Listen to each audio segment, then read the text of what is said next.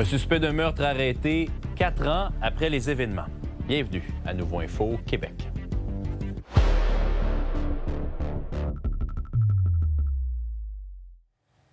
Bonsoir tout le monde, bon mercredi. Il y a 4 ans, dans sa résidence de Saint-Isidore, Nicolas Audet a été assassiné et finalement, la Sûreté du Québec a mis le grappin sur un suspect aujourd'hui. Il s'agit d'Étienne Gourde. C'est un homme de 29 ans qui fait face désormais à des accusations de meurtre au premier degré.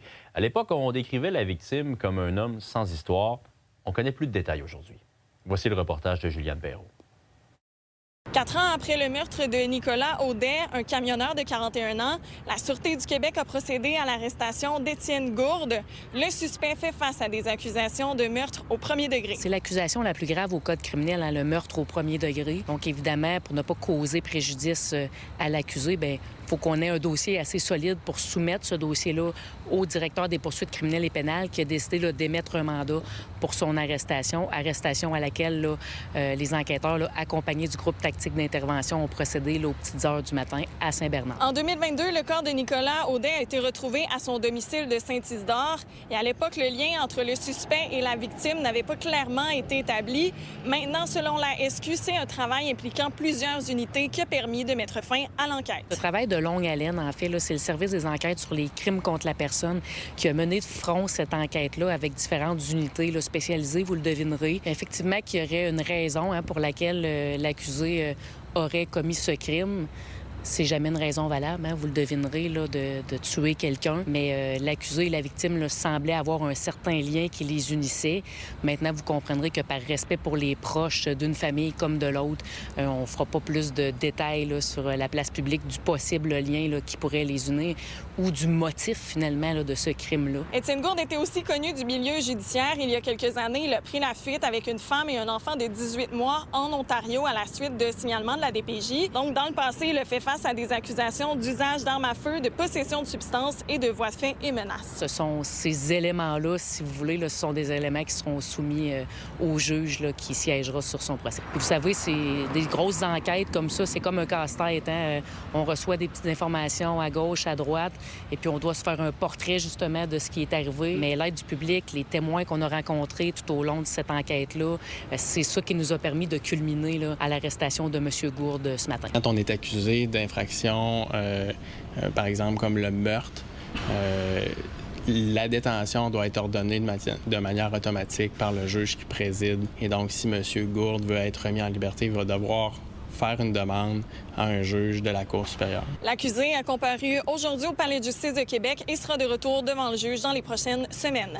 À Québec, Juliane Perrault pour Nouveau Info. Ça brasse sur la Rive-Sud par les temps qui courent, surtout pour le maire de Lévis, Stephen Blaney. Il y a un autre membre de son entourage qui a décidé de claquer la porte du parti. Félix, c'est qui? Bien, il faut commencer par dire que, comme tu dis, un autre membre, parce que ça fait déjà 2 dans les dernières semaines qui, du moins, se distancent. On se rappelle, il y a quelques semaines, c'est Annick Tremblay qui a quitté de façon spectaculaire. Quelques moments à peine après, Éric Bilodeau qui a quitté la présidence du parti.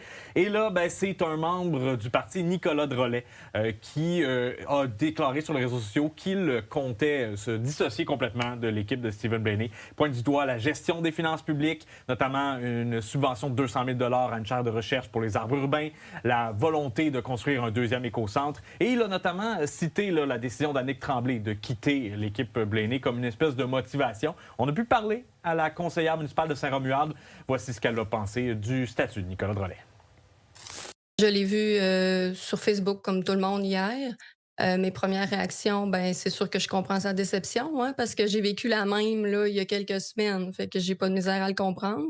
La beauté de la chose, c'est qu'on s'en sort. Regardez, je suis rendue conseillère indépendante, la vie est belle, maintenant je peux dire ce que je pense, fait que il va s'en sortir, je suis pas inquiète, mais je comprends sa déception.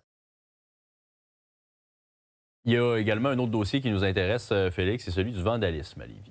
Oui, le vandalisme à Lévis, conférence de presse qui a été organisée par la Ville un peu plus tôt aujourd'hui. On trouve que c'est en croissance exponentielle. On parle de plus d'une 50aine de cas notables depuis le début de l'année. Des images que vous allez voir très choquantes à la limite. On parle notamment d'une campagne qui sera lancée par la Ville. Vous voyez les affiches de graffiti qu'il y a sur des infrastructures.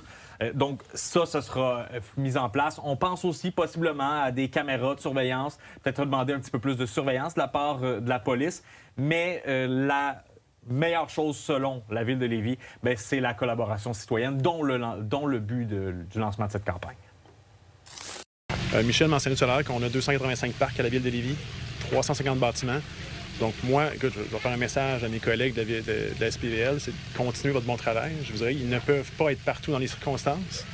Ce qu'on demande beaucoup plus par rapport à cette campagne-là, c'est de l'aide des citoyens.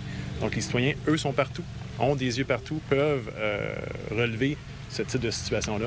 Donc c'est plus vers là qu'on veut cibler la campagne actuelle. Merci Félix-Antoine. Au plaisir. Bonne soirée.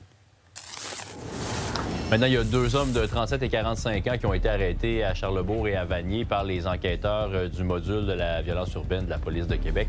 Les individus font face à des accusations de trafic de stupéfiants, de menaces, d'extorsion à la suite d'un événement lié à la violence urbaine survenu au mois de juillet. Il y a des perquisitions qui ont notamment permis aux policiers de mettre la main sur 2 armes de poing, 2 armes longues et 160 grammes de poudre blanche. Il y a divers objets liés à la revente de stupéfiants. Il y a plus de 1 000 $ en argent canadien et pas loin de 10 000 $ en biens de valeur qui ont aussi été saisis.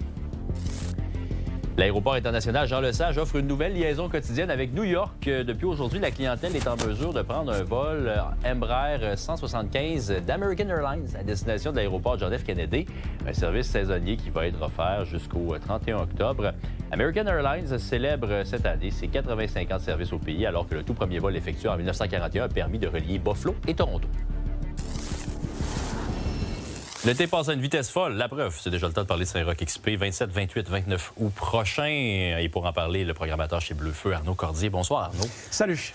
Saint-Roch XP, là, parmi disons, l'écurie de Bleu-Feu, comment on le place, comment on le décrit? On le place comme, pas une bouée de sauvetage, mais plutôt comme notre chouchou.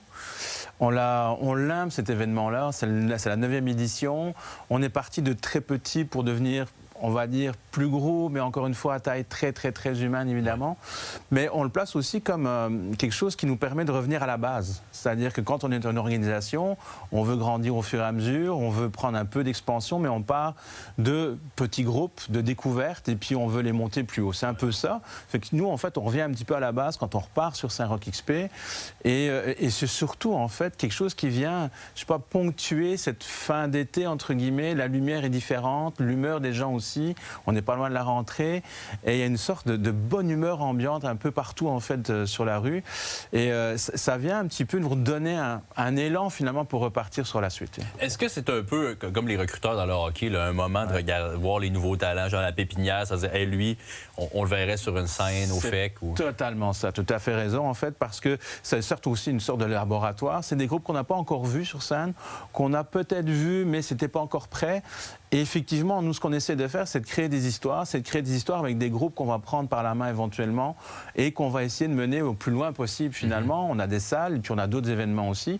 Donc souvent, ce que vous allez voir sur Saint-Roch, ce que nous, on a perçu comme l'avenir de ce que ça devrait être la scène québécoise et même étrangère, on va les revoir éventuellement. Mais c'est vraiment un test parfait parce qu'il n'y a pas de pression, c'est gratuit. C'est dans des lieux un peu inusités, ce qui fait qu'on met un petit peu les groupes dans une situation où c'est pas une salle conventionnelle. Et généralement, ceux qui s'en tirent le mieux, on va les retrouver plus tard, c'est certain. 2 ou 3 incontournables rapidement pour cette édition. C'est certain que là, on a une collaboration avec l'Acadie. Donc en fait, on a Motel Acadie avec 8 spectacles acadiens. Je vous le recommande chaudement. Éléonore Dusureau, qui travaille beaucoup avec Gab Bouchard aussi, on y croit vraiment beaucoup. Luan Larubina, qui a gagné les Francouvertes.